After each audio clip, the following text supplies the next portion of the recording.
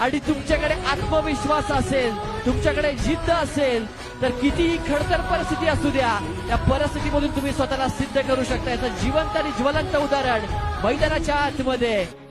परमेश्वराने याला एक गोष्ट कमी दिली, त्याचं रूपांतर 1000% करून त्याच्यावरती मात करत, आपल्या अपंगावरती मात करत, जग जिंकण्याच्या ईर्ष्येने या टेनिस क्रिकेट विश्वावरती राज्य करण्याच्या उद्देशाने या संगमनेर अकोल्याचं नाव रोशन करणारा प्रवीण नायकवडे मैदानाच्या आतमध्ये.